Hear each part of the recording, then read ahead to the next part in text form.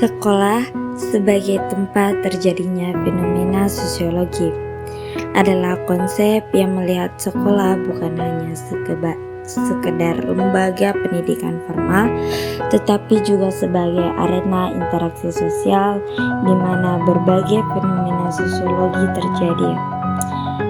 Sekolah adalah salah satu agen sosialisasi utama yang berperan dalam mengajarkan norma, nilai, dan aturan yang berlaku dalam masyarakat. Nah, di dalam sekolah juga terjadi fenomena sosiologi, dan dalam hal ini saya akan menerangkan tentang konsep sosialisasi dan penyesuaian diri, peranata dan stratifikasi sosial, mobilitas sosial, dan perubahan sosial. Yang pertama yaitu mengenai konsep sosialisasi.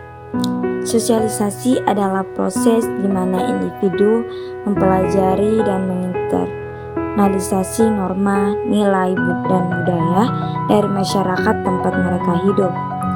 Ini mencakup pembelajaran bagaimana berperilaku, berinteraksi, dan berkomunikasi sesuai dengan harapan sosial. Sosialisasi terjadi melalui agen-agen seperti keluarga, sekolah, teman sebaya, media, dan institusi lainnya. Selanjutnya, penyesuaian diri. Penyesuaian diri adalah kemampuan individu untuk beradaptasi dengan lingkungan sosial dan perubahan yang terjadi. Hal ini mencakup kemampuan untuk menyesuaikan perilaku, sikap, dan ekspektasi sesuai dengan situasi yang ada. Nah, dalam konteks pendidikan, sosialisasi dan penyesuaian diri sangat penting di sekolah karena sekolah adalah agen sosialisasi utama di masyarakat, di mana siswa diajar mengenai norma dan nilai yang berlaku di masyarakat. Pendidikan juga membantu siswa untuk mengatasi dan menghadapi berbagai tantangan akademis. Selanjutnya yaitu mobilitas sosial. Mobilitas sosial adalah gerakan individu atau kelompok dalam struktur sosial, baik naik mobilitas vertikal maupun turun mobilitas horizontal. Mobilitas sosial dapat dipengaruhi oleh berbagai faktor termasuk pendidikan, pelajaran, pekerjaan, kekayaan, dan hubungan sosial. Hubungan dengan pendidikan. Pendidikan sering dianggap sebagai kunci mobilitas sosial. Dengan memperoleh pendidikan yang baik, individu dapat meningkatkan keterampilan dan pengetahuan mereka, yang gilirannya peluangnya yang sangat baik dan meningkatkan status sosial. Pendidikan yang inklusif dan berkualitas tinggi adalah salah satu cara paling efektif untuk mempromosikan mobilitas sosial dan mengurangi kesenjangan sosial. Selanjutnya yaitu perubahan sosial. Perubahan sosial adalah transformasi dalam struktur masyarakat dari waktu ke waktu. Dari ke waktu ini bisa mencakup perubahan dalam norma, nilai, teknologi, ekonomi, dan institusi sosial. Perubahan sosial bisa terjadi secara cepat ataupun lambat dan dapat dipicu oleh faktor internal maupun eksternal. Hubungannya dengan pendidikan. Pendidikan memainkan peran penting dalam perubahan sosial. Melalui pendidikan, individu belajar mengenai teknologi baru, inovatif, dan cara berpikir kritis yang dapat memicu perubahan dalam masyarakat. Pendidikan juga dapat menjadi alat untuk menyebarkan dan mengadopsi perubahan sosial yang diperlukan untuk menghadapi tantangan global seperti perubahan iklim, ketidaksetaraan, dan globalisasi, dan memiliki dampak yang signifikan terhadap pendidikan. Pendidikan tidak hanya dipengaruhi oleh sosialisasi peranata, sosial stratifikasi, mobilitas, dan perubahan sosial, tetapi juga memainkan peran kunci dalam membentuk dan mempengaruhi proses-proses tersebut.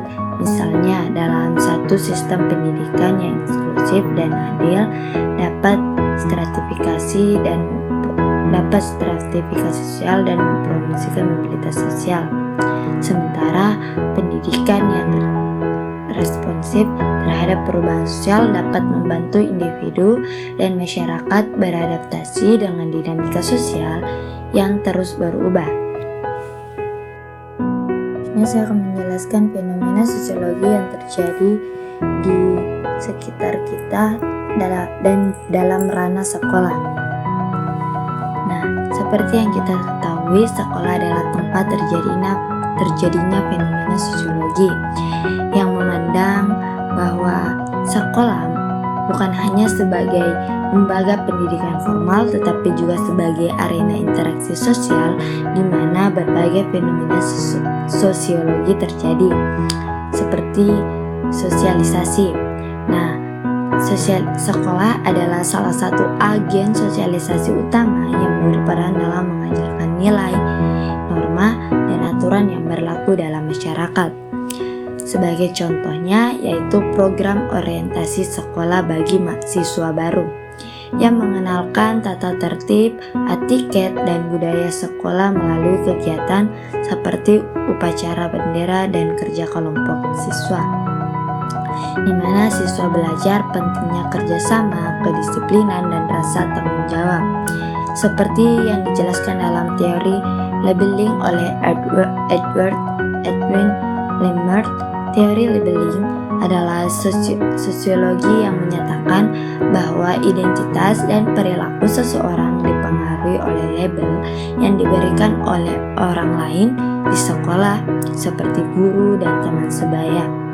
Nah, dari guru dan teman sebaya dapat memberikan label yang mempengaruhi perilaku dan pencapaian siswa.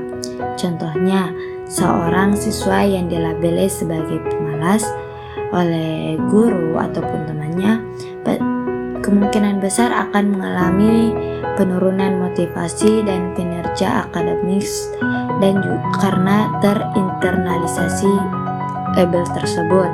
Sementara siswa yang dilabeli adalah siswa cerdas mungkin akan lebih termotivasi untuk lebih berprestasi lagi dalam pengaruh teknologi. Nah, pengaruh teknologi, penggunaan teknologi di sekolah juga dapat mempengaruhi interaksi sosial, metode belajar, dan akses informasi. Teknologi juga dapat mengubah dinamika kekuasaan dan kontrol di sekolah.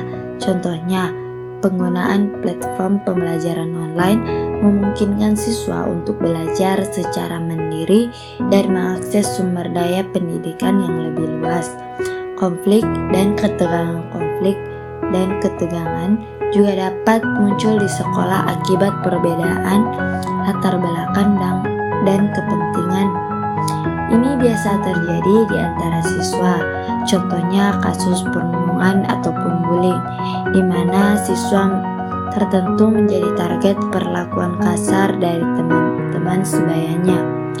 Konflik ini bisa berbasis pada perbedaan sosial akademis atau pribadi budaya setiap sekolah.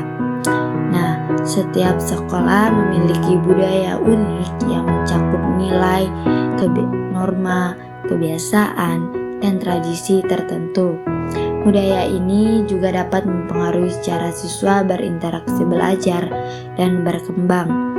Contohnya, sekolah dengan budaya inklusif dan beragam mungkin menekan pentingnya toleransi dan penghargaan terhadap perbedaan mereka. Mungkin juga memiliki kebijaksanaan anti-diskriminasi dan program yang mendorong partisipasi semua siswa dalam kegiatan sekolah. Interaksi antar kelompok sekolah juga harus difasilitasi oleh sekolah. Sekolah memfasilitasi interaksi antar kelompok yang berbeda seperti etnis, agama, dan kelas sosial. Interaksi ini dapat memperkaya pengalaman siswa dan membangun pemahaman lintas budaya, tetapi juga bisa menimbulkan tantangan dalam hal toleransi dan inklusi. Contohnya, di sekolah dengan populasi siswa yang beragam, program lintas budaya dan festival multikultural dapat memperkenalkan siswa pada budaya dan tradisi yang berbeda. Namun, perbedaan ini juga dapat menimbulkan stereotip dan prasangka jika tidak dikelola dengan baik. Selanjutnya, itu tekanan dari teman sebaya juga dapat dan sangat mempengaruhi perilaku dan keputusan siswa. Siswa mungkin merasa harus menyesuaikan diri dengan kelompoknya untuk diterima dan diakui. Contohnya, siswa yang mungkin merasa tertekan untuk mengikuti temannya hanya untuk diakui, ia harus bolos sekolah ataupun melakukan perilaku nakal lainnya. Hal tersebut ia lakukan hanya untuk mendapatkan pengakuan dari kelompok temannya. Mungkin sekian yang dapat saya sampaikan mengenai fenomena yang terjadi pada fenomena sosiologi dengan peristiwa yang terjadi di sekolah. Saya ucapkan terima kasih. Wassalamualaikum warahmatullahi wabarakatuh.